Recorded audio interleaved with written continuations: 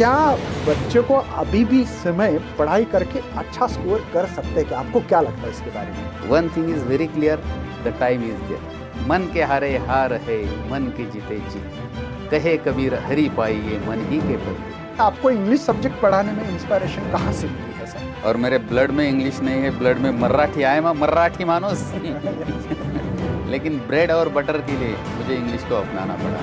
मन करा रे प्रसन्न, सर्व सिद्धीचे कारण, मोक्ष अथवा बंधन, सुख समाधान इच्छा पे।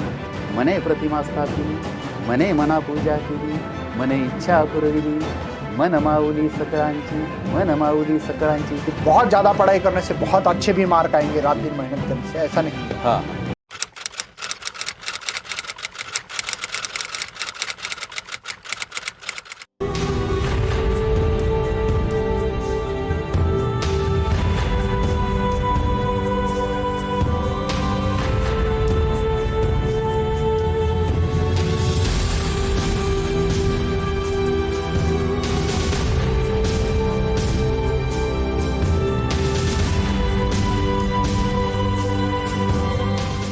हेलो बच्चों, मैं सभी का स्वागत करता हूं अपने प्यारे से फिजिक्स ज्ञान मुकेश नायक यूट्यूब चैनल पे। बच्चों, आज आपके लिए ऐसा पॉडकास्ट रिकॉर्ड किया जा रहा है जो कि हमारा मकसद होगा हर बच्चों के अब की बार 95 पार या 90 के आसपास भी जा सकते हैं। और मैंने ऐसे गेस्ट को इनवाइट किया है बच्चों कि हर बच्चा इसके बाद आप लोगों को ये फील ही नहीं करेगा कि मेरे पास मोटिवेशन नहीं है, डिमोटिवेट फील नहीं होने वाला है। हमारा मकसद ही वही है कि ऐसे गेस्ट को ही इनवाइट करते हैं जो कि हर बच्चे का जो ड्रीम हो। और मैं तो बोलता हूँ इंग्लिश जैसे सब्जेक्ट जो है ये स्कोरिंग सब्जेक्ट है यार, क्योंकि इन सब्जेक्ट में मुझे लगता है एक्टिविटी बेस्ड पेपर है। और एक्टिविटी बेस्ड पेपर के लिए फिजिक्स, केमिस्ट्री, बायोलॉजी, मैथ जैसे सब्जेक्ट को जैसे आप लोग रट्टा मारते हो या बहुत ज़्यादा प्रैक्टिस करते हो, बहुत मेहनत करना पड़ती है, कड़वी मेहनत, वैसे करने की ज़रूरत नहीं है। कुछ टेक्निक्स होती है, उस टेक्निक को फॉलो करना पड़ेगा आपको। शायद वो टेक्निक बताने के लिए ही मैंने ऐसे शख्स को यहाँ पे इन्वाइट कर रहा हूँ जो कि इनका इंट्रोडक्शन देना तो गलत बात हो जाएगी भाई, कोई क्योंकि सर कोई परिचय के मोहताज तो नहीं है, मुझे पता है, क्योंकि सर ही खुद इतने फेमस है, आपको पता लगेगा। मैं सर का तो इंट्रोडक्शन भी नहीं बता पाऊंगा, इतना बड़ा लंबा चौड़ा था। तो मैं खाली आपको जो स्टूडेंट को लागू वही बोलने वाला हूँ। हमारे साथ गायकवाड़ सर है जो इंग्लिश पढ़ाते हैं। और सबसे पहले मैं बताना चाहता हूँ कि सर टीचर लोगों को ट्रेन करते हैं। मतलब एक सबसे अहम इसमें एक बात है, जो टीचर आपको इंग्लिश पढ़ाते हैं उनको सर इंग्लिश को कैसे पढ़ाना चाहिए, सिलेबस को कैसे डिज़ाइन किया जाता है, सिलेबस कैसे कवर किया जाता है, बोर्ड में पेपर कैसे सेट होता है, पेपर के बारे में हर किसी के भाई उनका मतलब कहाँ कहाँ मैं उनकी चीज़ें बताऊँ पॉसिबल नहीं होगा, इसलिए मैं सर को ही मैं खुद बोलूँगा। सर शॉर्ट में आप अपना ही परिचय दो, क्योंकि आपका परिचय देख के मैं मतलब होश उड़ गए। मैंने बोला कहाँ से स्टार्ट करूँ और कहाँ से एंड करूँ, और बाद में गलत ना लगे, तो इसलिए सर आपका पूरा परिचय, आप कितने साल से पढ़ा रहे हो और बच्चे के लिए आज तक आप इतना, और बोर्ड में भी हमेशा मैं देखते रहता हूँ, मैं खुद एग्जामिनर रहता हूँ, बोर्ड मॉडरेटर हूँ, बोर्ड में मैंने मॉडरेशन पेपर किया है, लेकिन मैं हमेशा देखता रहता हूँ कि सर बोर्ड में आते रहते हैं और बहुत सारे रिसोर्स पर्सन बोल के घूमते हैं। अलग अलग एक कमेटी होती है जैसे इंग्लिश सब्जेक्ट के लिए, तो हर कमेटी पे सर है ही है भाई, कहीं पे जाके देखो आप, सर के खुद के बुक लिखे वाले हैं। इवन सब्जेक्ट के बाहर जाके भी मराठी जैसे सब्जेक्ट में उन्होंने बुक लिखी है अलग अलग, छत्रपति शिवाजी महाराज के ऊपर लिखी हुई। इनका मतलब पूरा परिचय देना, मुझे लगता है कि सर हमारा बॉडकास्ट इसी में ख़त्म हो जाएगा तो इसके लिए स्पेशल बॉडकास्ट बनाना पड़ेगा तो sir please short but sweet, आपको 1 मिनट के अंदर आपके बारे में थोड़ा सा परिचय देना है सर। नमस्ते डियर फ्रेंड्स एंड नमस्ते honourable Mukesh sir. Thank you sir. चलो मेरा परिचय मैं सिर्फ इतना ही कहूँगा कि I am doctor Sanjay Gaikwad. I have completed MA English, B.Ed in English and PhD in English. But apart from that, I used to say that I am a lifetime learner and a motivational teacher. And as far as my students are concerned, I am a teacher within 4 walls. And outside the 4 walls, I am a mass teacher, Lok Shikshak. And that is what my only one identity. And that is enough for you. Thank you, sir. Yes sir. बहुत short में दिया आपने, कोई बात नहीं sir. हमारा मकसद ही ये था कि बच्चों को मोटिवेट करना आज के सेशन में बहुत इम्पोर्टेंट है जी। सर अभी फ़िलहाल में शायद आप तो इतने इंग्लिश के बड़े टीचर हो, सब टीचर को भी मतलब रिसोर्स पर्सन हो, टीचिंग करते हो, उनको बताते हो कैसे पढ़ाना चाहिए कैसे नहीं। क्या आप बच्चे के बारे में जब कोई टीचर आपके पास आता है जी, सवाल पूछता है कि सर आजकल के बच्चे इंग्लिश की पढ़ाई नहीं कर रहे, शायद ये सवाल आते होंगे, आते हैं, यस, और सर हम क्या करें, हमारे सब्जेक्ट में कैसे ग्रो करें, बच्चे को थोड़ा सा मोटिवेट होना चाहिए, साइंस के स्पेशली, आर्ट्स कॉमर्स के थोड़ा सा करते होंगे लेकिन साइंस के बिल्कुल एग्जाम के समय तक पढ़ाई नहीं करते। जी। तो क्या बच्चे को अभी भी समय पढ़ाई करके अच्छा स्कोर कर सकते हैं क्या? आपको क्या लगता है इसके बारे में? बहुत ही अच्छा सवाल मुकेश सर जी ने मुझे कहा है, पूछा है, और इसका एक लफ्ज़ में अगर जवाब देना है तो मैं कहूँगा हाँ, क्योंकि जो टाइम है वह टाइम आपके पास है। अभी भी ये दिसंबर है, जनवरी आएगा और आपकी जो एग्ज़ाम है it will be started in the month of February, on 11th of Feb your English paper will be there, that will be of the board's final paper and still we have time। Mukesh sir ji ने कहा कि कोई teachers आपके पास आते हैं, बच्चे study नहीं करते हैं, तो ये जो है अप्लाई होता है कुछ बच्चों के लिए अप्लाई होता है, लेकिन अगर दरअसल देखा जाए तो सर जी ने दो ब्रांचेस का जिक्र किया है, one of them is arts and the other one is science. What does happen? It happens that as far as the students of science are concerned, they neglect English. They focus more on physics, chemistry, biology and mathematics. As far as the students of arts are concerned, what do? They give more weightage to other subjects because English is the toughest subject for them. So, from the perspective of science students, English is somehow lower than ordinary. And for the students of arts, it is higher than ordinary. So, perspective matters. But still, whatsoever may be your branch, whatsoever may be faculty, whatsoever may be your average, whatsoever may be your potential, your talency, one thing is very clear, the time is there. Yes, you can do. But what is needed? You should have your power. You should have the identification, that is to understand your own potential. In Hindi, there is a saying of Sant Kabir, मन के हारे हार है, मन के जीते जीत, कहे कबीर हरि पाई ये मन ही के प्रतीत। So if your mind is going to tell you that yes you are going to become winner, you are going to become a champion, you will be winner absolutely, you will be champion absolutely.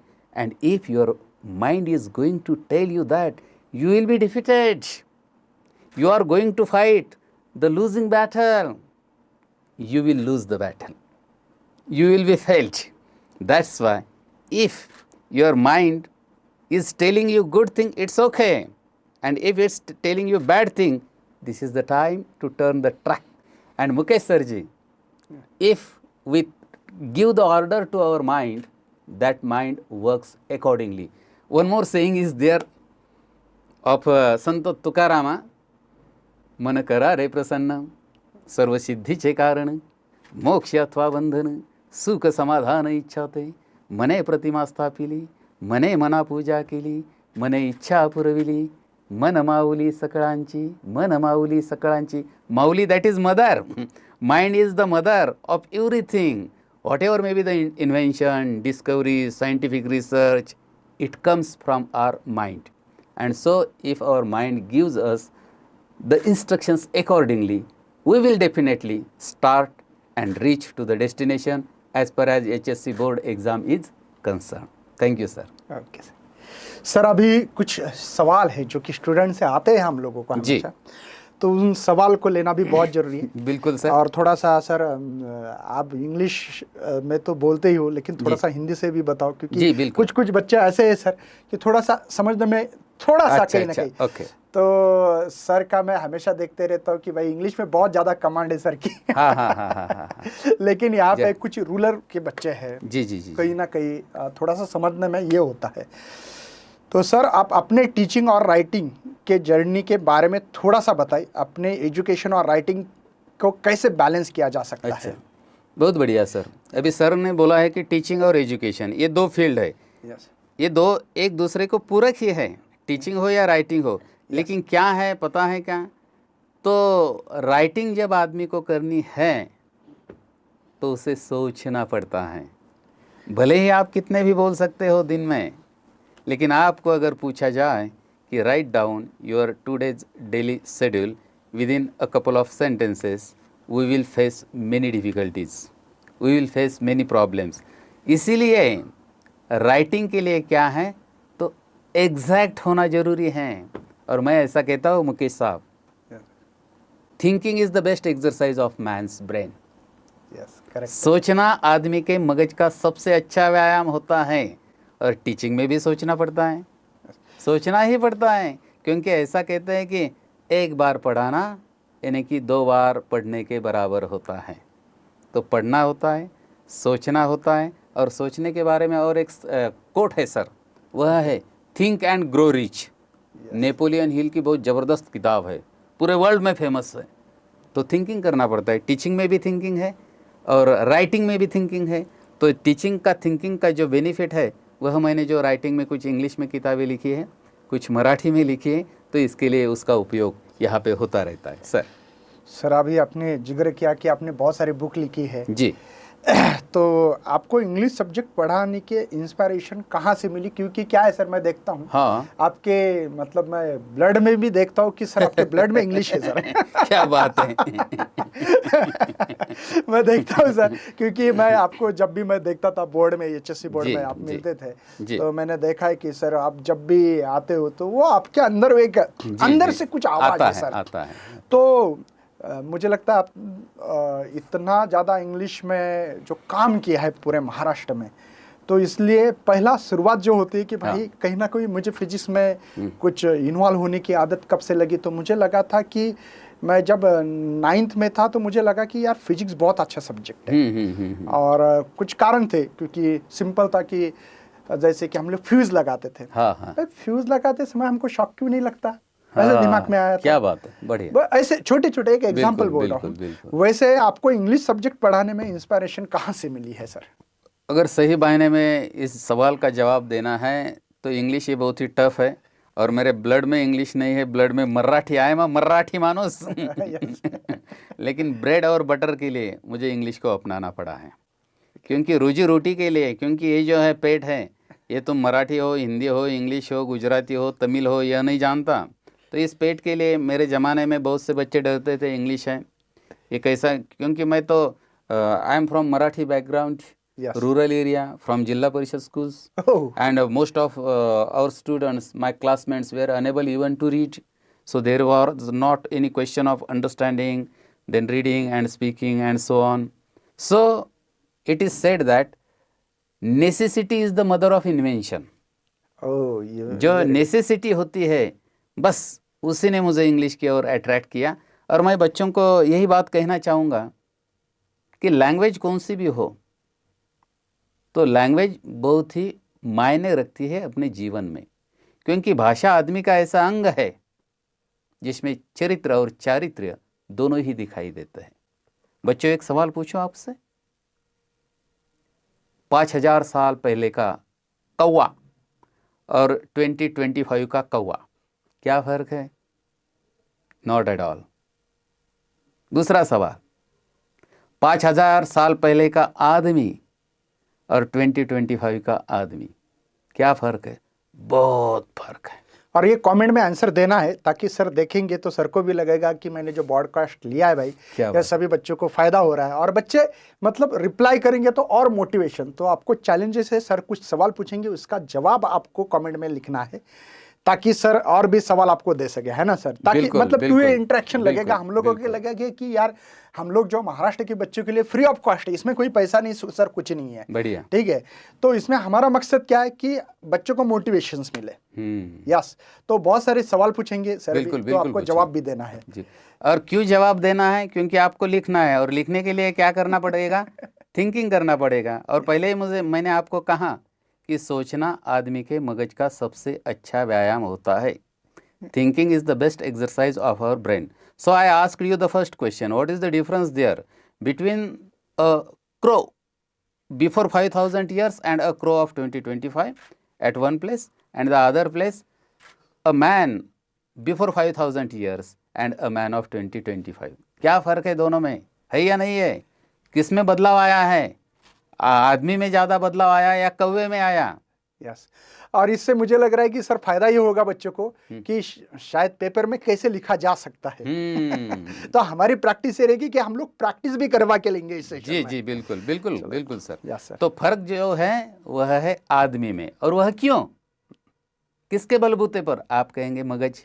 मगज है आदमी के पास, दिमाग है, सोचता है। अरे कौवा भी सोचता है, कोई भी बर्ड हो, एनिमल हो, वह भी सोचता है। They have also brain. लेकिन आदमी में अलग क्या है? कमेंट में लिखना है, बाद में बताऊंगा मैं तुमको। Sir please. Okay sir. Sir HSC के स्टूडेंट के लिए इंग्लिश सब्जेक्ट इतना इम्पोर्टेंट क्यों है? जी।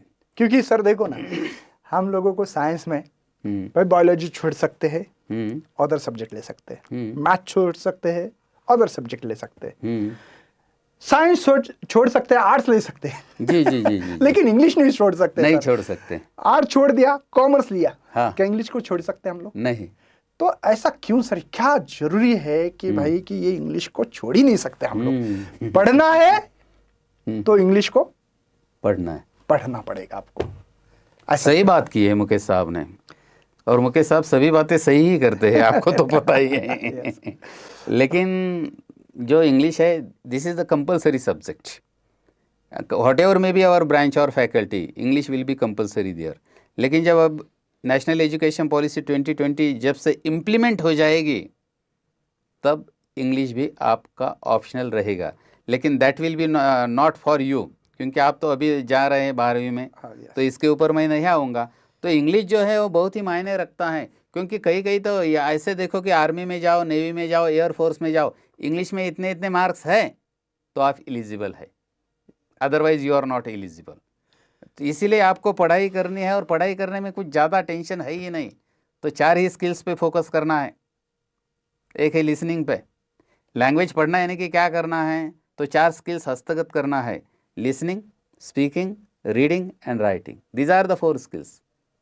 भाषा सीखनी है तो क्या करना है, बस यही 4 स्किल्स है इम्पोर्टेंट। इसको अपनाना है, और जो बच्चे इसको अपनाते हैं वह इम्तिहान में अच्छे से अच्छे अंक प्राप्त करके सक्सेस हो जाते हैं, यशस्वी होते हैं। और मैं उम्मीद करता हूँ कि आप भी यशस्वी होने ही वाले हैं, क्योंकि आप जो एजुकेशनल को पूरा डेडिकेट किया हुआ जो चैनल है उसके ऊपर आप है, और यही दर्शाता है, यही निदेशक है कि you have that potential to become successful in your life. And sir is there with us to motivate, to encourage, to stimulate, to inspire. So you will be stimulated, inspired, encouraged. Very nice, sir. क्या English में अच्छा perform करने से student के career में कोई बड़ा benefit हो सकता है क्या सर? सर बहुत सारे बेनिफिट्स है। कोई भी आदमी को ले लो आप, कोई भी अच्छे से अच्छे शख्स को ले लो आप, अगर वह आपके फील्ड में बिल गेट्स हैं, टॉपर है, डॉन है, मास्टर है, और उसे अंग्रेजी आती नहीं है, तो यहाँ कुछ दर्द होता है, दर्द होता है। यार अंग्रेजी आती नहीं, मेरे सब पास के इर्द गिर्द वाले लोग अंग्रेजी में बातें कर। एक इंग्लिश का टॉपिक है ना बच्चों अपने को, लास्ट वाला कौन सा है, लिखो कमेंट में। Yes, 1.8 voicing towards excellence.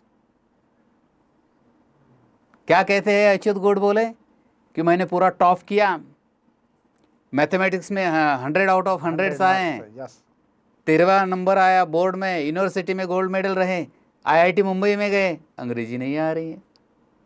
क्या हो गया? लग रहा है यहाँ कुछ ऐसा चुरचुर हो रहा है, चलो back to pavilion, back to Solapur. क्यों? कि अंग्रेजी बोलनी नहीं आती थी। ये अच्युत गुड बोले साहब का ही नहीं है, सभी का है। इसीलिए आपका फील्ड चाहे कौन सा भी हो, you must have the fluency in the communication of English language. अगर वह आपके पास है तो आपके जीवन को 4 चांद लगने वाले हैं। बच्चों ऐसा भी नहीं कि अंग्रेजी नहीं आती तो कुछ भी नहीं, ऐसा नहीं, लेकिन अगर आती हैं तो बहुत बड़ा फ़ायदा आपका होने वाला है। मुकेश साहब। यस सर, एग्ज़ाम के बारे में कुछ प्रिपरेशन टिप्स देनी है जी, क्योंकि ये अभी तक हम लोगों ने एक जनरल डिस्कशन किया जी था। जी जी। लेकिन शायद इससे बच्चों ये सेशन बहुत इंपॉर्टेंट है, इसको ध्यान से सुनना भी ज़रूरी है।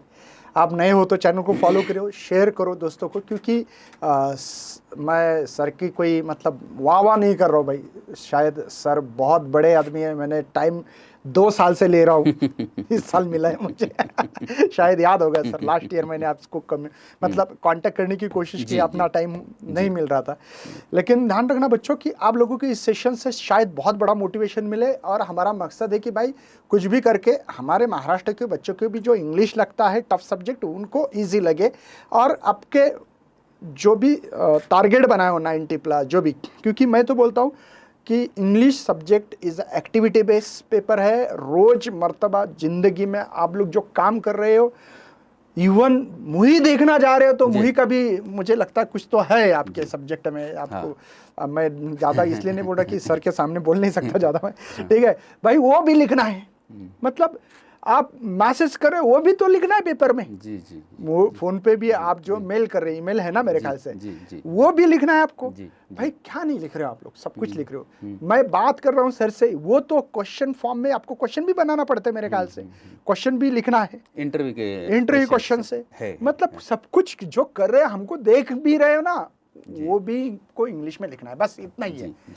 तो सर एचएससी बोर्ड के इंग्लिश पेपर को लिखने के टाइम जो स्टूडेंट को क्या क्या ध्यान रखना चाहिए? मतलब बच्चे जब इंग्लिश पेपर लिखते हैं, किसी किसी को लगता है कि मुझे बहुत इंग्लिश आती है, लेकिन जब लिखते हैं ओरिजिनल रिजल्ट लगता है, उनको लगता है मुझे 70-80 नंबर 90 नंबर मिलेंगे, उनको 50-60 पे अटक जाते हैं। तो ऐसे क्या गलतियां करते हैं सारे बच्चे? क्या ध्यान रखना पड़ेगा पेपर लिखते समय? क्योंकि एक्टिविटी बेस्ड पेपर है, ये थोड़ी आपको रट्टा थोड़ी मार के जाना है पेपर में भाई गए ये डेरिवेशन से ये डायग्राम है, खटखट लिख के आ गए नंबर मिल गया, ऐसा तो नहीं होने वाला है।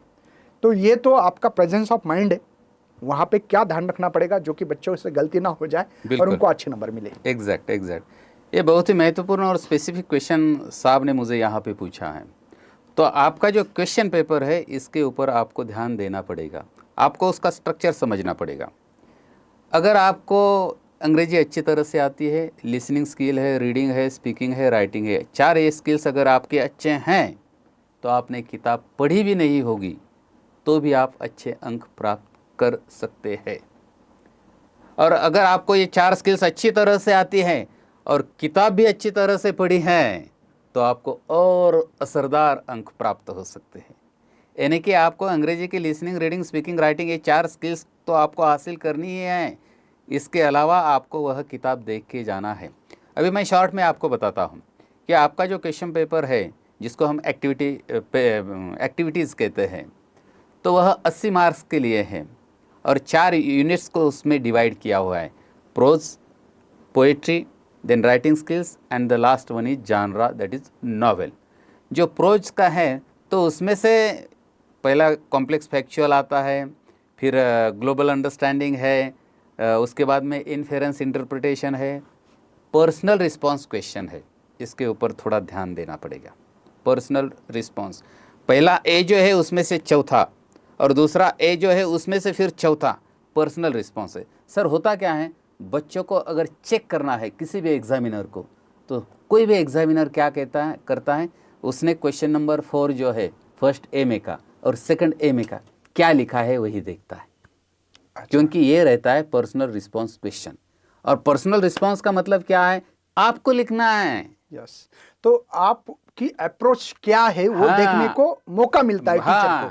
और ज़्यादातर बच्चे क्या करते हैं, वहाँ जो रहता है एक्सट्रैक्ट दिया हुआ वहाँ से ही उठाते हैं उठाए कि एग्जामिनर को पता चलता है कि इसको समझ में नहीं आया। फॉर एग्जांपल वही लेसन लिया इंग्लिश वाला गोड बोले का, और वहाँ से क्या पूछेंगे वह कि which are the techniques should be followed by the peoples to earn and learn the basic skills of English. ये तो वहाँ पे दी हुई नहीं है कि नहीं, तो बच्चों को लिखनी है। तो ये जो चौथा वाला है पर्सनल रिस्पॉन्स, 1A में चौथा, 2A में चौथा, 2 मार्क्स के लिए अपने को सोच के लिखना है। And this is the key question, जहाँ पे हम जैसे एग्जामिनर, हम जैसे मॉडरेटर क्या करते हैं वही देखते हैं, और जब पता चलता है कि यार इसने तो उठाया, बोले तो बच्चा गया। तो इसलिए उसके ऊपर आपको ध्यान देना है। तो 1A ये हुआ, 1B। हाँ, दूसरा और एक क्वेश्चन सर, और ज़्यादातर बच्चों डर कौन सा है, ग्रामर का डर है। यस। तो ग्रामर के लिए क्या है बच्चों, हम जब थे तो स्पेशल ग्रामर का सेक्शन रहता था, 30 मार्क्स का, 35 मार्क्स का। अच्छा। अभी वैसा नहीं है। पहला एक्सट्रैक्ट जो है उसमें से 5वां नंबर वाला है, और दूसरे एक्सट्रैक्ट में भी 5वां नंबर वाला है, 2-2 मार्क्स दिए हुए। और वहाँ पे options are given there, and what you have to do, you have to choose the correct option. But always remember, don't write just the number. If you wrote just the number, you will be given 0 credit. So what you have to do? To read the question, to write down the number, and to write down its answer in full sentence or sentences. If you write just the number, no credit will be given. और जो पहला B वाला है sir, वह भी grammar का है, और उसमें भी ऑप्शंस दिए हुए हैं। एक क्वेश्चन है, for example the question is there कि Mister Ramesh is watching a video, okay, तो उसमें convert it into passive voice, तो पैसिव के 4 ऑप्शंस दिए रहेंगे। आपको वह करेक्ट चूज करना है, और ऑप्शन नंबर के साथ करेक्ट आंसर आपको वहाँ पे लिखना है। ऐसा देखना पड़ेगा आपको कि क्या क्या है, क्या क्या नहीं है। और सर ने बोला कि जो है सभी स्किल्स के ऊपर ध्यान देना पड़ेगा, और बारीकी से आपको कौन से टॉपिक पे, कौन से सेक्शन पे ध्यान देना पड़ेगा, तो लास्ट वाला जानर जो है कौन सा, नॉवेल, सर वो 16 मार्क्स के लिए है, 16 मार्क्स के लिए। और वो ऐसे क्वेश्चंस है, वो देखने ही पड़ते हैं। अच्छा। देखने ही पड़ते हैं, बार बार देखने पड़ते हैं, और तभी वो ख्याल में रहते हैं, और फटाक से हम लिख सकते हैं। यानी कि क्या है, बेसिक स्किल्स का भी ज्ञान होना जरूरी है, और किताब का भी ज्ञान होना जरूरी है। अगर सर थोड़ा सा डिस्ट्रैक्ट कर रहा हूँ आपको जी, इसके ऊपर एक सवाल है अभी जी,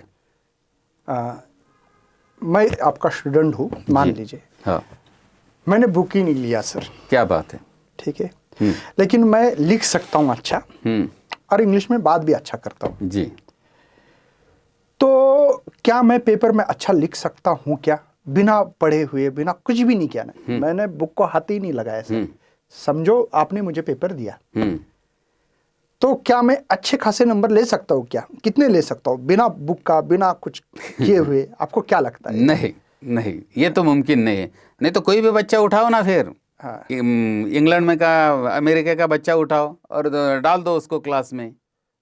will he be eligible to qualify the exam, will he qualify the exam? No, not at all. जैसे कि मराठी मुझे आती है, मराठी तो मराठी फैमिली में बैकग्राउंड है, तो मराठी मुझे आती है, और मैं गया मराठी का पेपर देने गया, क्या मैं मराठी में पास हो जाऊंगा क्या?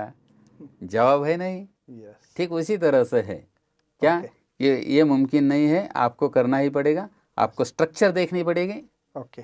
और स्ट्रक्चर देखने के बाद में क्या फॉर्मेट है, कुछ कौन से फॉर्मेट में आपको लिखना है, तो ये सब आपको देखना पड़ेगा। और एक सवाल है सर जी, अभी जैसे बताया आपने कि थोड़ा सा पढ़ना पड़ेगा, तो बहुत हार्ड वर्क करना पड़ेगा या थोड़ा सा देखा भाई समझ के लिया? जैसे मैं बोल रहा हूँ साइंस में बच्चे रात दिन मेहनत करते हैं, 1-1 साल पूरे 12 का ईयर, पूरे 12 का बुक पढ़ना पड़ता है।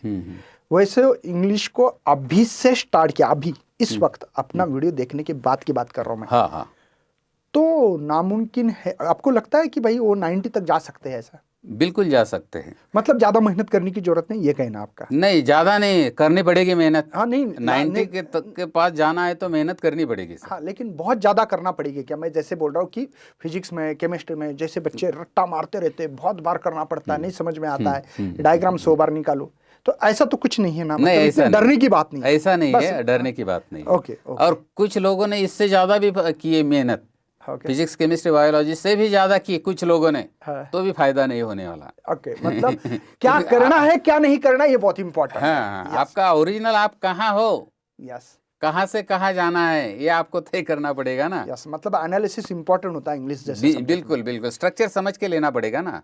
What do the expert aspects should be understood by the pupils, and if they understood so, then they can give the proper answer in proper format. Otherwise they will not be given the proper credit by the examiners, by the moderators, by the chief moderators. So both things are important for us. We should know the format, we should know the basic language skills, and we should know the expected answers. And if there is a combination of these three things, we will be we will achieve good credit, good marks in the board's final examination. अभी 90 marks sir बोल रहे हैं तो सही है, लेकिन 80 marks का paper है आपका रिटर्न का, और 20 प्रैक्टिकल पकड़ के चल रहे हैं हम लोग। 20 मार्क्स ओरल के हैं, तो 100 में से 90 लाना ये जरा हाई टास्क है। लेकिन आप चैनल जो देख रहे हैं, मेहनत जो ले रहे हैं, तो sir is expecting that you will get 90 and plus. Yes sir. इसके बाद में सर बोर्ड एग्जाम के रीडिंग, कॉम्प्रेशन, इजी राइटिंग और ग्रामर वाले पार्ट्स को बेटर हैंडल करने का सही तरीका बताना है। अच्छा, अभी सर बता रहे हैं कि कॉम्प्रहेंशन, कॉम्प्रहेंशन बोले तो लैंग्वेज के 4 ही स्किल्स है ना, listening, speaking, reading, writing, but this listening includes comprehension, listening includes understandings. Sir मैं एक बात बताता हूँ हमेशा के लिए, बच्चों को अगर कौन से भी सब्जेक्ट में आंसर लिखना है तो उसे क्या करना पड़ता? पहले रीडिंग करनी पड़ती। यस, करेक्ट है। रीडिंग के बाद में अंडरस्टैंडिंग करनी पड़ती। यस। उसके बाद में उसको थिंकिंग करना पड़ता। थिंकिंग के बाद में उसको जो भी पढ़ा हुआ वह मेमोराइज करना पड़ता। वह उसको क्या करना, फिर से उसको एक सीरियल में उसको लाना पड़ता है, restructuring we can call it, and then write it in proper way, ऐसा करना पड़ता है। तो कॉम्प्रहेंशन अगर नहीं है तो आगे बात बढ़ने ही वाली नहीं है। तो यह सिर्फ कॉम्प्रहेंशन के क्वेश्चंस के लिए नहीं, कौन सा भी क्वेश्चन ले लो आप। आपने मूवी का कहा, वहाँ पे जो मूवी है उसका ये लिखना है, मूवी जो देखिए उसके ऊपर शॉर्ट में लिखना है आपको, बुक का रिव्यू है, तो ये जो लिखना है तो उसमें कॉम्प्रहेंशन रहता ही रहता है। तो ये बहुत ही ज़्यादा मायने रखता है। तुम्हारा फिजिक्स का भी सब्जेक्ट हो तो उसमें भी वह कॉम्प्रहेंशन मायने रखता है। और 2 बातों का सर ने जिक्र किया, जिसमें कि ग्रामर के बारे में मैंने तो आपको बता ही दिया कि पहला जो क्वेश्चंस है उसमें 5वां और दूसरा A का 5वां, 2 क्वेश्चंस है, उसको 4 ऑप्शंस है। और पहला B वाला जो है उसमें 3 है, उसमें भी 4 ऑप्शंस है, उसमें से सही आपको लेना है। और तीसरा जिक्र सर ने किया ऐसे। तो बच्चों मैं आपसे कहना चाहूँगा कि the question of essay was there in the previous syllabus, but now in the current syllabus the question of essay has been deleted. There is no any question of essay, no any question of translation too. Otherwise, this is our general tendency, tradition, that whatever may be the subject of language, whatever may be the language, the question of essay and the question of translation, we are there always in the question paper. लेकिन अभी दोनों भी questions यहाँ पे नहीं है, essay का भी नहीं है और ट्रांसलेशन का भी नहीं है सर। Okay, अभी नहीं है सिलेबस में से। मेन इंपॉर्टेंट बात ध्यान रखना, ऐसे का क्वेश्चंस आता नहीं है, ठीक है। इसके बाद में सर आपके लिए सवाल है जी सर, आपका जितना अनुभव है जी, तो स्टूडेंट इंग्लिश में कॉमन कौन सी मिस्टेक करते हैं हाँ, जिससे उनके नंबर कम होते? कभी कभी होता है ना सर, बहुत ज़्यादा पढ़ाई करते, आपने अभी भी बता भी दिया था जी कि बहुत ज़्यादा पढ़ाई करते, आपने अभी भी बता भी दिया था जी कि बहुत ज़्यादा पढ़ाई करने से बहुत अच्छे भी मार्क आएंगे, रात दिन मेहनत करने से, ऐसा नहीं है। हाँ हाँ। तो आपको क्या लगता है इसमें कौन सी मिस्टेक करते हैं बच्चे? तो ज़्यादातर जो बच्चे हैं वह हैंड राइटिंग के ऊपर ध्यान नहीं देते हैं, और बहुत ढेर सारे बच्चे ऐसे कॉमन मिस्टेक सर क्या करते हैं, वह जहाँ जहाँ ऑप्शंस है वहाँ सिर्फ नंबर लिख देते हैं। अच्छा, जो मैच करना पड़ता है, मैच द कॉलम्स, तो उसमें A का 1 के साथ, A का 4 के साथ जोड़ी है तो A = 4 ऐसा लिख देते हैं। अच्छा। अगर ऐसा लिखते हैं तो मार्क्स मिलने वाले नहीं है। आपको A के साथ 4 लिखना है और 4 के आगे जो है वहाँ पे वह भी लिखना है। अच्छा, मतलब वो वर्ड लिखना जरूरी है, वर्ड लिखना जरूरी है, नहीं तो नंबर नहीं मिलते। जैसे हमारे फिजिक्स में पहला क्वेश्चन होता है MCQs question sir, correct, 10 MCQs होते हैं। हाँ। तो बच्चे क्या करते हैं, नंबर डालते, आंसर डालते, A B C D ऐसे लिखते हैं। हाँ। तो मैं बोलता हूँ वैसे मत लिखो भाई, A लिखा है 100 न्यूटन है तो लिखो हाँ, वोल्ट मीटर, C आंसर है वोल्ट मीटर, लिखना चाहिए स्पेलिंग के साथ, जी बिल्कुल, VOLT ऐसे लिखना चाहिए। तो वो नहीं करते, बात सही बोले हाँ। आपने। तो इसके बाद और एक है कि जहाँ जहाँ कुछ आंसर्स है वह वर्ड में भी दिए जा सकते हैं। तो कुछ बच्चे क्या करते हैं, सिर्फ वर्ड में आंसर देते हैं। तो वर्ड में अभी अगर आंसर देते हैं तो भी मार्क्स नहीं मिलते। ये भी जनरल गलती है जो आमतौर पर मतलब ऑप्शन भी लिखना है, जैसे कि पहले का था वो शब्द लिख के बाद में C था उसका आंसर, और C के सामने समझो नाम था मुकेश, तो वो लिखना चाहिए। जी बिल्कुल, ऑप्शन विथ वर्ड, करेक्ट है ना सर? With word. और दूसरी बात ऐसी है कि कुछ वर्ड में है ना, ये अलग गया अभी, बाकी के जो आंसर्स है कुछ वर्ड में भी दिए जा सकते हैं। हाँ हाँ, लेकिन वो देना नहीं है, पूरे सेंटेंस और सेंटेंसेस में वह लिखना है। ओके, मतलब वर्ड में भी मीनिंग कंप्लीट होना चाहिए। कंप्लीट मीनिंग होना चाहिए, ओके। पूरे वर्ड्स में लिखना चाहिए। और तीसरी गलती बताता हूँ कि कुछ डायग्राम्स है, यस, टेबल फॉर्म्स है, डिज़ाइंस है, उसमें क्या करना है, वैसे के वैसे डिज़ाइन लिखना है अपने को, वैसे के वैसे निकालना है। ओके, और वहाँ पे वो प्रॉपर जो वर्ड्स है वह भी आपको इंसर्ट करने हैं। यस, अगर वो आप डिज़ाइन नहीं लिखते और प्रॉपर वर्ड लिखते हैं तो भी नंबर चले जाएंगे। हाँ, प्रॉपर मार्क्स नहीं मिलेंगे। मतलब सर का कहना है कि भाई क्वेश्चन पूछा क्या है हाँ। पहले समझ लो अच्छी तरह जी से। जी जी। नहीं तो आप बस जो क्वेश्चन दिया है उसके समझो फॉर एग्जाम्पल ट्री डायग्राम है, नहीं निकाल रहे हो और बाद में लिख रहे हो वर्डिंग में, हाँ, तो नंबर नहीं मिलेंगे। यस। एक अहम सवाल है सर जी। आपके लिए कि जब भी पेपर लिखा जाता है हम्म। क्या हम लोग 2-3 पेन इस्तेमाल कर सकते हैं? मतलब पेन का मतलब उसका कलर, जैसे कि एक ब्लैक पेन इस्तेमाल किया मैंने, एक ब्लू किया, बाद में रेड कर रहा हूँ आंसर लिखते समय, अच्छा अच्छा, ऐसा कर सकते हैं क्या? तो ये बहुत महत्वपूर्ण सवाल है ना बच्चों। क्योंकि सभी के जहन में ये सवाल आता होगा कि कौन सा पेन आपको इस्तेमाल करना है। तो आप पेन कौन सा भी इस्तेमाल करो, ink should be either black और blue. Only these two colors are allowed for the candidates to write the answer paper. Did you get the point?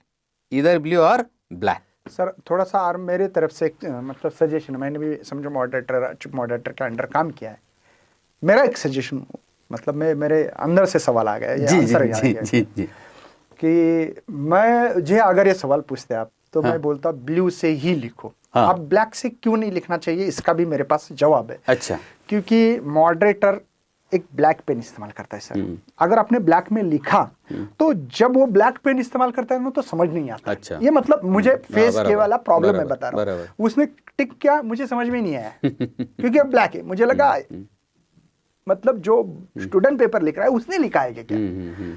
तो आपको क्या सहमत हो इसके लिए, आपको क्या लगता है? नहीं है, बात सही है, यूज कर सकते हो। हाँ। मैं मतलब इस कोई सवाल बराबर को बराबर। आपको कोई अपोज नहीं कर रहा हूँ। बात हमारा समझ में कहना आई। ये है कि भाई ब्लू से लिखने से फायदा है, क्योंकि ब्लू स्टूडेंट ने किया, ब्लैक मॉडरेटर ने किया, और जो चिप मॉडरेटर का ये होता है ग्रीन पेपर, तो वो पेपर सॉल्व करते इसमें अगर आप हायर में गए तो थोड़ी दिक्कत आ सकती है। और हम लोगों को इजी जाने के लिए या हमारे तरफ से सजेशन है, हाँ। ये कोई बोर्ड की तरफ से सजेशन नहीं है नहीं, कि नहीं भाई ऐसा करो, बोर्ड ने तो बोला तुम ब्लैक ब्लू दोनों इस्तेमाल कर सकते हो। बराबर, बिल्कुल बराबर। लेकिन एक बच्चे को थोड़ा सा हमारे तरफ से भी कुछ मिले तो और भी अच्छा रहे। आपको लगता है? अभी सर ने अभी एक पॉइंट यहाँ पे ऐड किया है। क्या ऐड किया है कि sir also works as moderator many times, he worked as a moderator. और जो एग्जामिनर होता है वह रेड पेन इस्तेमाल करता है, और मॉडरेटर ब्लैक पेन इस्तेमाल करता है, और चीफ मॉडरेटर ग्रीन पेन इस्तेमाल करते हैं। उन्होंने वह परेशानियाँ देखी कि ब्लैक का अगर पेपर है तो कहाँ किया मार्किंग। लेकिन बच्चों को क्या है, इससे कुछ लेन देन है नहीं, हम मॉडरेटर लोग हमारा संभाल लेंगे। लेकिन आपको अगर ब्लैक से ज़्यादा ये है, प्यार है, तो आप कर सकते करने के लिए हम लोग बिल्कुल लेकिन मॉडरेटर जो है ना उसको थोड़ी बहुत परेशानियां आ सकती है, लेकिन मॉडरेटर तुम्हारी वजह से करेंगे। हाँ। अगर आपको ब्लू ही लिखना है तो that is the best option and safe option also. Sir ने इसमें ऐड किया है तो यह सेफ ऑप्शन हो सकता है, आप ब्लू ही पेन का इस्तेमाल करो। आप हायर केस में जा रहे हो तो इस समय इस बातों का ध्यान रखना चाहिए, मुझे लग रहा है ऐसा। बराबर है। तो यह हमारी तरफ से मतलब सर भी अभी मेरे साथ है। नहीं बिल्कुल सही है, सही है। Yes. ये बिहाइंड द स्क्रीन है, कोई लोग आपको बोलते नहीं है। Yes. लेकिन सर इस चैनल पे बोल रहे हैं, वह बोल रहे हैं तो मुझे भी बोलना ही पड़ रहा है। नहीं, ये एक्चुअल में इसलिए है कि हमारा मकसद क्या है सर कि बच्चों को किन चीजों से बचना चाहिए, बराबर है, बिल्कुल कौन से मिस्टेक को अवॉइड करना चाहिए। जी। हम अभी जैसे कि फिजिक्स का, मैथ्स का, केमिस्ट्री, हर सब्जेक्ट का सर ये ब्रॉडकास्ट रखा है। हर सब्जेक्ट में छोटे छोटे चीजों पे बात कर रहे हैं सर। नहीं बराबर है ना, micro planning must be there. कुछ बड़ा काम करना है तो माइक्रो प्लानिंग होनी ही चाहिए। करेक्ट है सर। तो मकसद वही है कि हमारे महाराष्ट्र के बच्चों को हर चीज पता होनी चाहिए। जी, पता ही नहीं सर बहुत सारी चीजें, सही तो उन चीजों से हम लोग उनको कैसे इंप्रूव कर सकते हैं, इसीलिए सेशंस अरेंज किए। बिल्कुल। और एक बात का इसमें सिर्फ मैं ऐड करना चाहता हूँ कि बच्चों अपना पेपर ऐसा लिखो कि आपका पेपर 3 लोगों ने चेक करना चाहिए, एग्जामिनर, मॉडरेटर और चीफ मॉडरेटर।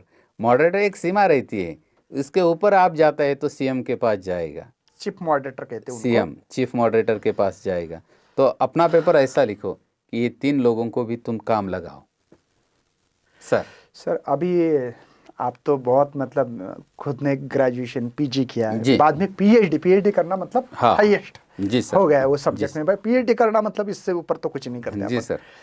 तो बच्चों ने भी कुछ करना चाहिए, इसलिए सवाल है आपके लिए। हाँ। इंग्लिश में मास्टरी होने से स्टूडेंट के लिए कौन से करियर अपॉर्चुनिटी अवेलेबल हो सकती है क्या? ढेर सारी करियर अपॉर्चुनिटीज़ है, बहुत सारी करियर अपॉर्चुनिटीज़ है। और इंग्लिश नहीं आती हैं तो प्रॉब्लम ही प्रॉब्लम है। बोले तो नेशनल लेवल पे, स्टेट लेवल पे, नेशनल लेवल पे, इंटरनेशनल लेवल पे। इसीलिए आपको अजंता एलोरा में अगर आपको क्या करना है, वहाँ पे गाइड बनना है, गाइड, तो भी अंग्रेजी आना ज़रूरी है आपको।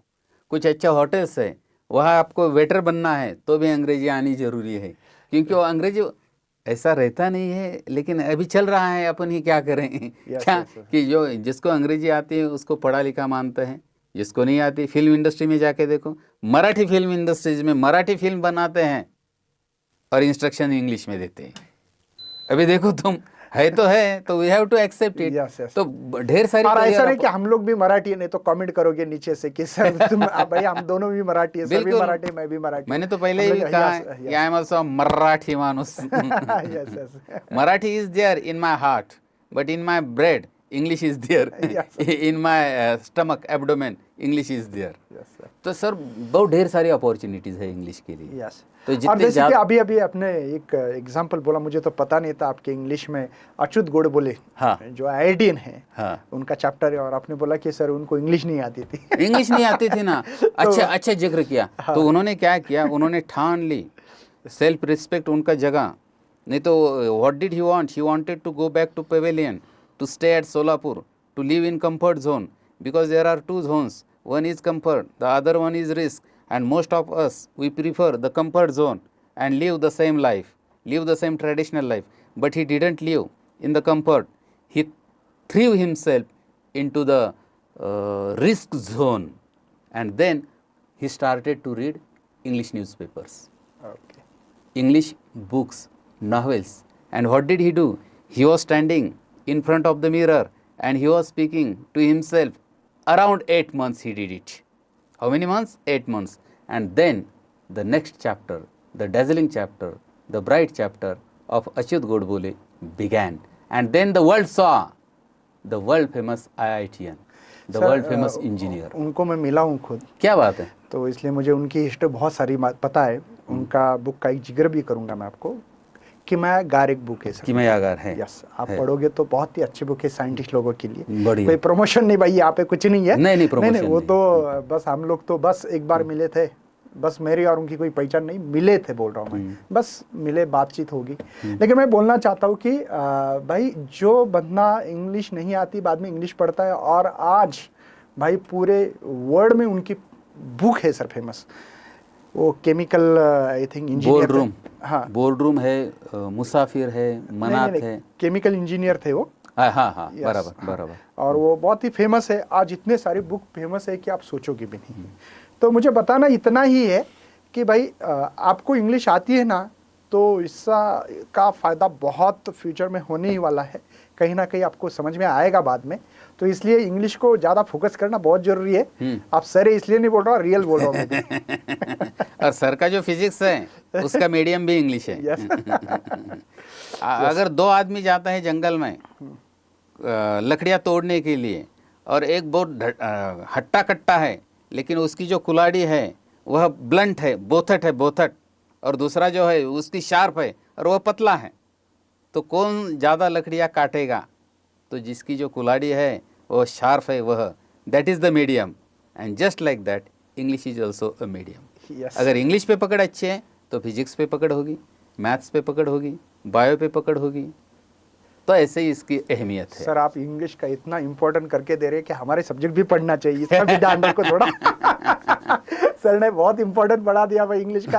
हमारे सब्जेक्ट का भी कुछ रहने दो थोड़ा सा टाइम। चलो सर, सर क्या इंग्लिश की अच्छी ग्रिप से कॉम्पिटिटिव एग्जाम जैसे में कोई हेल्प होती है क्या? जैसे कि एमपीएससी करते हैं बच्चे, यूपीएससी करते हैं, एनडीए एग्जाम, कॉम्पिटिटिव एग्जाम, ये मतलब है ना, क्या इससे बहुत ज़्यादा फायदा हो सकता है क्या इंग्लिश सब्जेक्ट? बिल्कुल फ़ायदा हो सकता है। अभी जो छोटी छोटी पोस्ट है एमपीएससी थ्रू जो है, हाँ। उसके लिए भी अंग्रेजी 25 मार्क्स का दिया हुआ है। अगर जो बच्चों हैं जिसकी इंग्लिश पुअर है तो वह बच्चे फिर बाद में फ़ोन करते हैं, सर ये ग्रामर का कैसा करना है, ये अंग्रेजी आती नहीं है इसको। और ऐसा तो मैजिक है ही नहीं कि खोल दिया उसका दिमाग खोल दिया, भेजा खोल दिया, डाल दिया, वो करना ही पड़ता है। Some things are there, there is no any shortcut, we have to do, there is no any option and that's why we have to do it. इसलिए वह करना ही है। कॉम्पिटिटिव एग्ज़ाम में है, एनडीए में है, एमपीएससी में है, यूपीएससी में है, yes options will be available there. Options भी अवेलेबल रहते हैं, लेकिन जहाँ जहाँ एमपीएससी का पेपर है इंग्लिश में दिया हुआ है, हिंदी में दिया हुआ है, मराठी में दिया हुआ है, अगर कुछ प्रॉब्लम है तो कौन सा प्रमाण मानना है आपको? इंग्लिश का ही प्रमाण मानना है, ऐसा भी रहता है। तो इसीलिए सभी जगह इंग्लिश की अहमियत है, तो हमें इंग्लिश आनी चाहिए।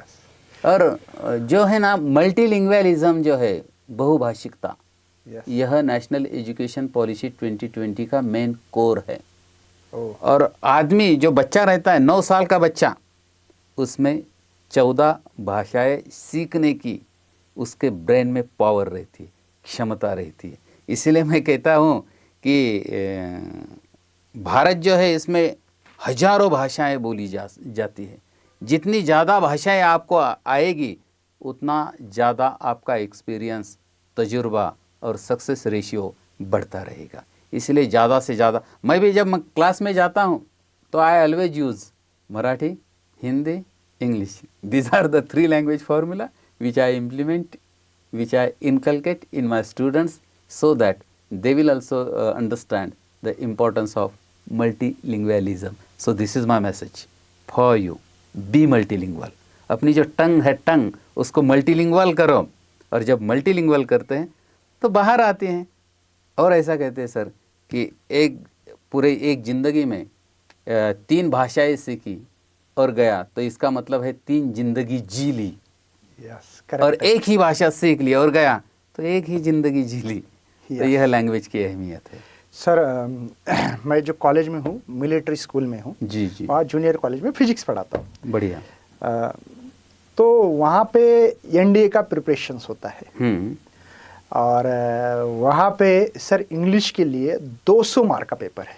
अच्छा, मतलब एक गैट का पेपर होता है, एक मैथ्स का होता है। तो गैट 600 का है और मैथ्स 300 का है, तो उसमें 200 मार्क इंग्लिश के हुए। और वहाँ पे आप जब एनडी के एग्ज़ाम पास होते हो तो एसएसबी होता है। ये तो थ्योरी 900 मार्क का पेपर है, 300 mark maths, 200 mark English, 100 mark physics, chemistry 60 mark, biology 40 mark, और जो हिस्ट्री है 80 मार्क, ज्योग्राफी 80 मार्क, और जनरल करंट जो अफेयर होता है 40 मार्क। ऐसे 900 मार्क का हिसाब है। अच्छा, और एसएसबी भी 900 मार्क का है। अच्छा, तो इसमें सबसे ज़्यादा अहम महत्व है तो मैथ को है, बात अलग है, लेकिन इंग्लिश को इसलिए 200 मार्क थ्योरी में है, और एसएसबी जो है वो डिपेंड करता है आपकी इंग्लिश कैसी है, आप कैसे कम्युनिकेशन। एसएसबी यानी कि मतलब ओरल होती है। अच्छा, देखते हैं वहाँ पे अलग अलग चीज़ें होती है। अभी यहाँ पे एक्सप्लेन करना पॉसिबल नहीं, इसके लिए भी अगर बच्चे को कमेंट आते हैं तो मैं कर्नल है एक सर मेरे अच्छे, तो हमारी है कॉलेज में, उनका शायद मैं रख सकता हूँ, क्या बात, मतलब ब्रॉडकास्ट अगर बच्चों की मांगे और मैं देखूंगा। यस जरूर सर, मैं उसके बारे में भी डिस्कस करूंगा। चलो, तो मुझे इतना बताना है कि भाई एनडीए भी दे रहे हो तो भी English is very important subject है। ठीक है, अगला सवाल है सर आपके लिए, आपके टीचिंग एक्सपीरियंस से कोई इंटरेस्टिंग या यादगार इंसिडेंट जो आपके स्टूडेंट के साथ शेयर करना चाहते हो। मतलब टीचिंग कर रहे कुछ अलग अलग है ना, कुछ इंटरेस्टेड चीज़ें होती है तो बच्चों के साथ शेयर करना चाहते हो क्या सर आप कुछ? 2 चीज़ें आपके साथ शेयर करना चाहता हूँ। एक तो यह है कि मेरी असली पहचान क्या है। तो मेरी असली पहचान, मुझे अवार्ड वगैरह मिले हैं, स्टेट का आइडियल टीचर अवार्ड हूँ, और पूरे महाराष्ट्र में मैं कैमरे के सामने बोल रहा हूँ। नहीं सर, मेरे पास प्रूफ भी है, अगर बच्चे ने बोला तो मैं डाल दूंगा, आपने भेजा है ना मुझे पूरा। हाँ, हाँ, यस। और पूरे महाराष्ट्र में मैं अकेला ऐसा टीचर हूँ जो लगातार 5 बार राष्ट्रपति शिक्षक पुरस्कार के लिए नामांकित किया हुआ हूँ। तो ये है मेरे उपलब्धि है। वीडियो प्रोडक्शन में महाराष्ट्र में नंबर 1 मैं रह चुका हूँ, यस। और भी ढेर सारी उपलब्धियाँ मेरी है। इससे ज़्यादा अच्छी उपलब्धि क्या है? तो मेरे स्टूडेंट्स मेरी उपलब्धि है। उनका जो प्यार है, कहाँ भी जाता हूँ तो वह मिलते रहते हैं, और इर्द गिर्द के कॉलेज वाले जो भी बच्चे हैं वह भी कहते हैं कि मैं सर का स्टूडेंट हूँ, ना रहते हुए भी कहते हैं। Yes. तो यह मेरी अच्छी खासी उपलब्धि है। Yes. एग्ज़ाम के बारे में बोले तो लास्ट ईयर 2024 वाला जो एग्ज़ाम रहा, उसमें से पूरे डिवीज़न से अव्वल नंबर अगर किसका आया है तो वह मेरे स्टूडेंट का आया है। 100 में से 98 मार्क्स उसने लिए हैं। सर कॉन्ग्रेचुलेशन, और ये बहुत ही अच्छी चीज़ है। मतलब बच्चों को भी सर एक आपसे मोटिवेशन मिलेगा। हाँ। कि हम भी अभी आपकी बार 98 पार। हाँ। और इसी वीडियो के नीचे हाँ। कमेंट आएगा सर आपको, क्या बात कि है? हम करके दिखाएंगे, और 25 मई के आसपास रिजल्ट आएगा ना। हाँ, लगता है मुझे 25 मई के आसपास आएगा। अच्छा। तो उस समय भी चेक करना, 30 मई के आसपास आप चेक करो, आपको कमेंट आएगा कि मैंने 99 पार किया है सर। क्या बात है, बहुत 98 किया है, 99 किया है। तो ये जरूर करेंगे बच्चे, क्योंकि ये मेहनत करने वाले बच्चे हैं। वाह। ये नाम करके दिखाएंगे और बोलेंगे सर आपका पॉडकास्ट देखने के बाद हमको मोटिवेशनल मिला। एक इंस्पायर होता है ना सर, कुछ स्टूडेंट, और वो इंस्पायर ये आपके मार्क है। क्या बात है। यस। इंग्लिश में 98 लाना बहुत मुश्किल है, बहुत मुश्किल है। फिजिक्स, केमिस्ट्री, बायो, मैथ्स में देखे तो 100 में से 100 है, लेकिन ये मुश्किल है, नामुमकिन नहीं है। और शिक्षक की जो हार रहती है, अगर उनके स्टूडेंट्स उसकी हार करते हैं तो उसमें उसकी सबसे बड़ी जीत होती है। मैं उस जीत का इंतजार करूंगा। कमेंट में जरूर लिखना बच्चों, ये चैलेंज है सर का आपको। 98 के आगे आपको जाना पड़ेगा। और पहली बार मेरा बच्चा आया है डिवीजन में। यस। और वह मेरी लड़की है। अरे फिर सर अभी तो मुझे लग रहा है कि आपसे ओनली कांग्रेचुलेशन से नहीं चलेगा, पार्टी लेना पड़ेगा। क्या बात है, बिल्कुल बिल्कुल बिल्कुल। एक्चुअली आप गेस्ट हो इसलिए अभी नहीं लूंगा, बाद में कभी। चलो सर, नेक्स्ट सवाल सर आपके लिए। इंग्लिश पढ़ाने के अलावा आपकी राइटिंग जर्नी, जो आपने बुक्स लिखी है, जैसे स्पीकिंग इंग्लिश का बुक लिखा है, और बहुत सारे छत्रपति शिवाजी महाराज का बहुत सारे बुक्स लिखी है, स्टूडेंट को क्या मोटिवेशन मिल सकता है, क्या इसके बारे में थोड़ा सा आपको डिस्कशन करना है? जी जी जी। आप कुछ भी हो, कुछ ऐसी जीने की, कुछ ऐसी कला आपको आनी चाहिए कि जिससे अपनी ज़िंदगी में, अपने जीवन को 4 चांद लग जाएंगे। काम तो कोई भी करता है, पेट तो कोई भी भरता है, लेकिन उसके साथ कुछ ऐसा होना चाहिए कि जिसमें आपने पूरा दिल से काम करना चाहिए, मज़ा आना चाहिए।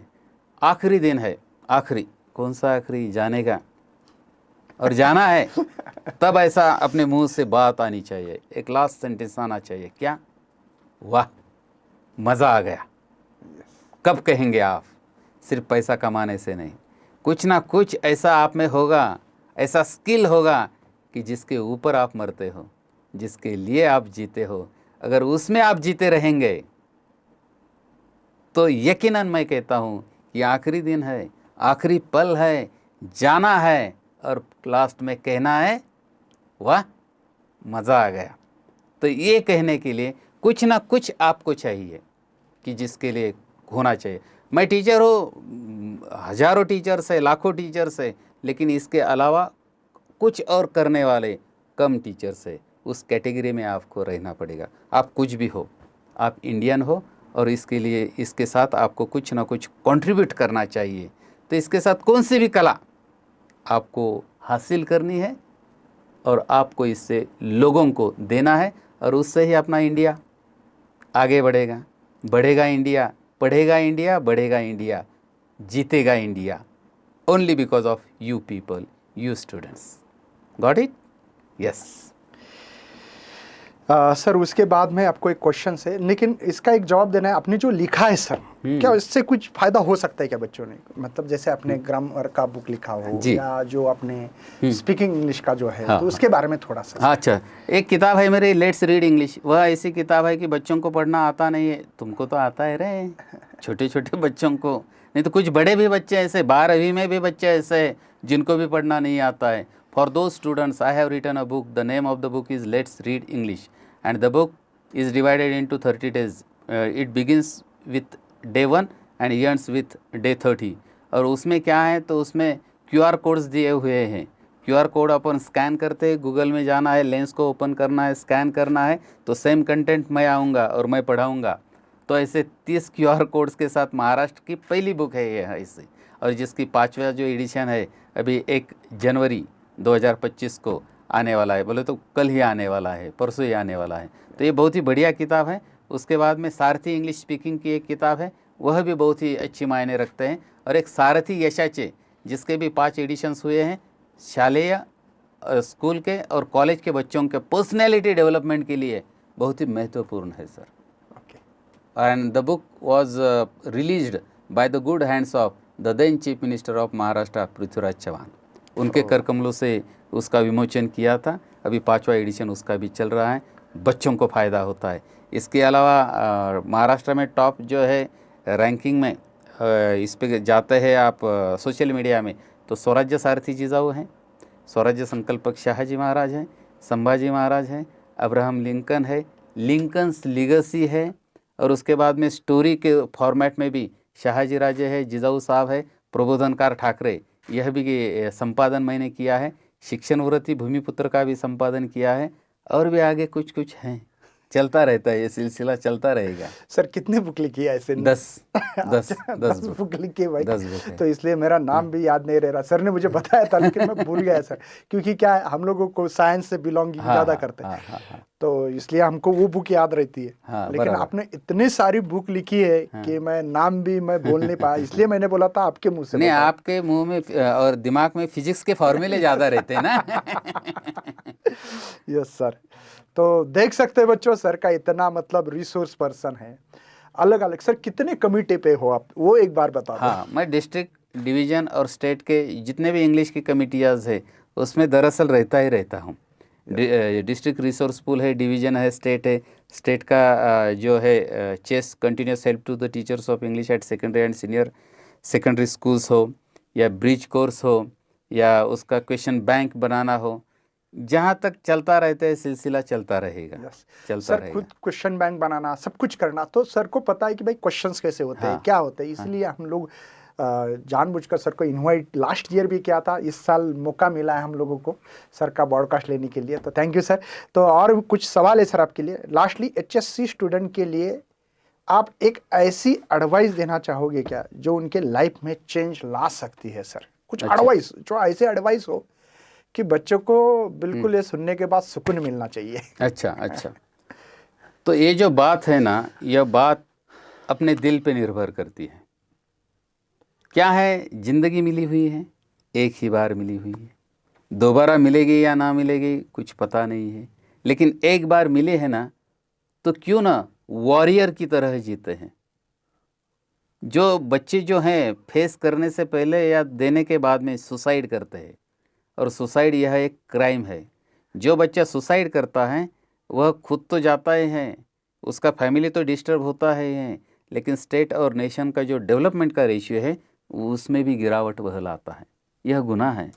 तो आपको दिया है, भेजा है ना, ऊपर वाले ने भेजा है, तो भेजा दे के भेजा है। हर एक का अलग अलग अपना भेजा है, और इसीलिए उस भेजा का इस्तेमाल आपको करना है। और यही बात मैं आपके साथ साझा करना चाहता हूँ कि winners don't do different things, they do each thing differently. जो है विनर, जो है सक्सेसफुल, वह कुछ बहुत अलग नहीं करता है, कुछ चीज़ें हैं वह अलग से करता है। जैसा कि सर मैंने MA इंग्लिश के पेपर लिखे तो सभी आंसर्स आते थे, सभी बच्चों को सभी क्वेश्चंस के आंसर्स आते थे, ढेर सारे लिखते रहते थे। तो मैंने क्या किया था कि 5 क्वेश्चंस रहते थे, पुणे यूनिवर्सिटी से बिलोंग करता था मैं। यस। तो 5 क्वेश्चंस रहते थे, और 180 मिनट्स रहते थे। Yes, तो 180 divided by 5 is equal to 36। तो मुझे अभी भी याद है मैंने क्या किया था, 11 से 11:36 तक पहला क्वेश्चन, 11:36 से 12:12 तक दूसरा क्वेश्चन, 12:12 से 12:48 से 8 तक तीसरा क्वेश्चन, 12:48 से 1:24 चौथा क्वेश्चन, और 1:24 से 2 बजे तक पांचवा क्वेश्चन। ऐसा था। तो आपको क्या करना है, अलग नहीं करना है कुछ, लेकिन कुछ चीज़ें अलग से करनी है। ये शिव खेरा नाम का बहुत ही बड़ा इंटरनेशनल स्पीकर है, मोटिवेशनल स्पीकर है, Yes, उनका yes, यह I स्टेटमेंट है, और यही मैं आपके साथ साझा करता रहा हूँ कि कुछ अलग नहीं, लेकिन कुछ चीज़ें अलग से करनी है। अगर आप कुछ चीज़ें अलग से करते हो और माँ बाप को याद रखते हो, उनका आशीर्वाद लेते हो, तो बात बनेगी। और जब बात बनेगी तो पूरी लाइफ बनेगी। लाइफ बनेगी तो आपके ज़िंदगी में 4 चांद लगने वाले हैं और हम उसको देखने वाले हैं। यस सर, अभी तो ये ख़त्म होने वाला है जी। लेकिन कुछ टिप्स है आपके दिमाग में ऐसा?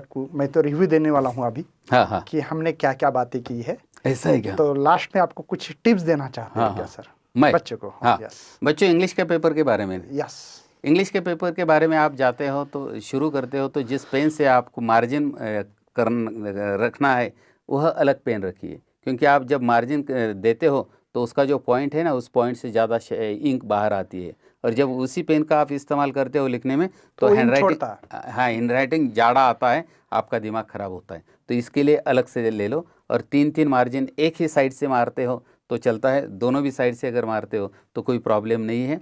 कंप्लीट आंसर में, कंप्लीट सेंटेंसेस में आपको आंसर लिखना है।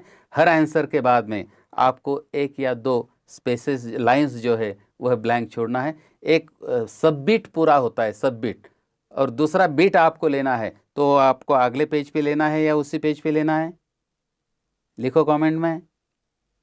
यस, वह आपको अगले पेज पे नहीं लेना है, सब बीट्स वही लिखना है। समझो 1A लिख रहे हो, आधे पेज पे आते हैं 1B शुरू करना है तो 1B अगले पन्ने पे नहीं लेना है, वही शुरू करते हैं। तो 1 जहाँ पूरा होगा तो उसके बाद में आपको छोड़ देना है, और वहाँ पे ऐसे लेफ्ट से लेके राइट तक आपको लाइंस देना, मारना है। टाइम नहीं है तो वैसे ही छोड़ दें। जो आपका जो भी इन्विजिलेटर रहेगा वह उसको पूरा करने वाला है। स्पेलिंग मिस्टेक मत करो, लिखने से पहले आप सोचो, बाद में मत सोचो। और सिर्फ 26 ही लेटर्स रहते हैं, 26 लेटर्स, तो उसमें से कैपिटल कौन से है, स्मॉल कौन से है, इसके ऊपर ज़्यादा ध्यान दे दो। पी के ऊपर मैं ध्यान तुम्हारा खींचना चाहता हूँ कि जो पी है वो कैपिटल कौन सा, स्मॉल कौन सा, वो एक बार देख ले। नहीं तो हम जैसे लैंग्वेज के टीचर्स रहते हैं उसके ऊपर ज़्यादा फोकस करते हैं, और जहाँ सेंटेंस आपकी ख़त्म होती है वहाँ आपको इधर फुल स्टॉप और क्वेश्चन मार्क और एक्सक्लेमेटरी मार्क आपको देना ही है। और अगला सेंटेंस जब भी आता है तो फर्स्ट लेटर है वह आपको कैपिटल लिखना है, सोचना है। टाइम ले लो आपको। क्वेश्चन पेपर देखा जाए तो 16 पेजेस होते हैं, और महाराष्ट्र में जो टॉप का आंसर पेपर आएगा उसको आंसर पेपर भी इतना बड़ा नहीं रहेगा जितना क्वेश्चन पेपर आपका बड़ा रहता है। तो इसलिए बाकी के सब्जेक्ट्स आपके पास क्वेश्चन पेपर आने के बाद आप पूरा पढ़ते हो तो पढ़ लो, लेकिन इंग्लिश का जो पढ़ते हो उसका आंसर वहाँ आपको लिखना है और फिर आगे की ओर जाना है। बस यह कुछ टिप्स थे आपके लिए। मुझे पूरी उम्मीद है कि अच्छा मार्क्स लेंगे, और एक कॉल करेंगे सर को, यस अपने मुकेश सर को। मैं तो पहुना कलाकार हूँ। नहीं सर, हमारे साथ जुड़े रहने ना पड़ेगा आपको। क्या थोड़ा सा बात है, ऐसे क्या नहीं है। बात है, क्या बात है, थैंक यू। हम लोग जो जुड़े हैं इसलिए नहीं जुड़े कि एक दिन के लिए। क्या बात ठीक है। है। तो सर ने तो आपको लास्ट की टिप तो दी है, मैं बोलूँगा सर के इस पे एक मुहावरा भी बोलूँगा। समय के पास इतना समय नहीं कि वो आपको दोबारा दे सके सर। ठीक है, अभी समय है। जो बच्चे डिमोटिवेट थे, अगर आपका मकसद है 90 लेके जाना है, 80, 85 जो भी होगा, प्रॉपर सर ने बोला उतनी तैयारी करो। ठीक है भाई, अच्छे रिजल्ट लाने के लिए बातों से नहीं रातों से भी लड़ना पड़ेगा आपको, मेहनत तो करना ही पड़ेगी सर, है कि नहीं सर? और मैं एक मुहावरा आपके लिए और एक बतलाना चाहता हूं, आत्मविश्वास और मेहनत ये असफलता जैसे बीमारी को जड़ से उखाड़ सकता है सर। और हमने काम किया है आत्मविश्वास देने का। आपको करना क्या है? मेहनत। अगर ये दोनों चीजें करोगे मैं गारंटी के साथ आपको मैं सर के सामने बोल रहा हूँ 80 लेना तो बहुत ही हल्के फुल्के का काम है। बस प्रॉपर प्लानिंग सर ने जो जो बताया वो चीज़ें करो, आपका 100% रिजल्ट आ सकता है। डिमोटिवेट होने की कोई ज़रूरत नहीं है, हम ये सेशन ही इसीलिए अरेंज कर रहे हैं। ठीक है, तो एंड में मैं सर के लिए कुछ बताना चाहता हूँ। सर ने जो जो बताया भाई कि आप लोग है ना डिमोटिवेट मत होना, टेक्स्ट बुक पढ़नी चाहिए प्रॉपर तरीके से, आपको राइटिंग स्किल कैसे लिखना चाहिए, कितना लिखना चाहिए, क्वेश्चन प्रॉपर तरीके से पढ़ो, क्या लिखना है क्या नहीं लिखना है।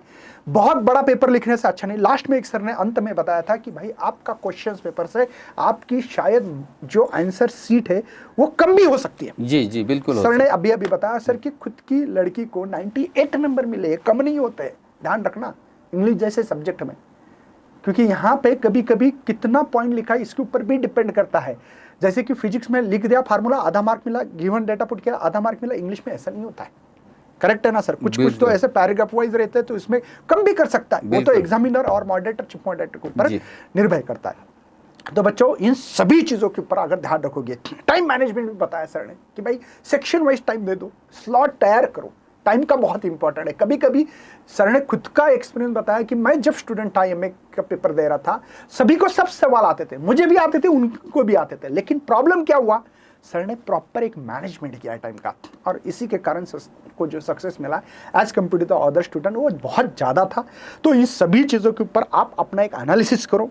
ये सेशन को जब भी आप देख रहे हो, दोबारा देखना चाहते हो तो टाइम लगा के भाई हर चीज़ का नोट करके रखो कि भाई यहाँ पे ये बोला है, वहाँ पे ये बोला है, ये करना भी बहुत ज़रूरी है।